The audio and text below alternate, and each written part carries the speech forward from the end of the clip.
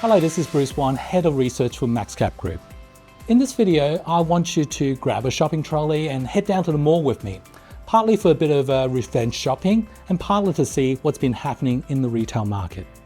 Certainly the world of retail has had a wildly interesting ride since 2018. The advent of e-commerce has moved a lot of shoppers from malls to the internet. This trend was greatly accelerated by a global lockdown and stay-at-home mandates. To top it all off, we had a massive cost of living shock where high inflation has led to high interest rates. It was a combination of high prices and high debt repayments that's really stymied the recovery of retail spending. Not surprisingly, all this created a big downturn in the retail sector as real estate tenant demand moved from the shopping centres to the warehouses that handled your online shopping. Out of this shift, we have seen substantial declines in shopping mall values. Between 2018 and 2024, regional malls fell 29% in value and sub-regional malls fell 15% in value. In 2025, there are more encouraging signs of growth emerging in the retail sector. Spending fundamentals are looking better, incomes are still rising, and interest rates are falling.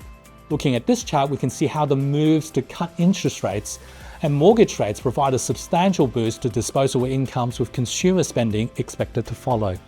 At the same time, the big disruptions to retail spending are mostly behind us now. The structural shift from in-store to online spending is slowly stabilising as shoppers settle into their new equilibrium. Meanwhile, the cost of living shock is gradually fading, and while we're not seeing falling prices, inflation is clearly coming back to more sustainable rates. Coming out of all this, there are a couple of interesting takeaways for retail landlords and investors. Consumers are resetting their priorities.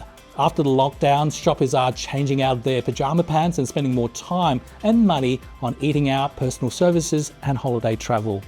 Meanwhile, landlords are adapting quickly and remixing tenancies, shifting their offerings from goods to more services and more experiences, mainly ones that cannot be delivered online. For retail investors, it is perhaps surprising to hear that the retail sector returns are now outperforming other commercial sectors like office and industrial. After a long downturn, investors are coming back into the space, chasing its resilient incomes and pushing down cap rates again. Now, if you want to talk to someone about the potential opportunities in this space, feel free to reach out to our capital team for a chat. This has been Bruce Wan for MaxCap Group.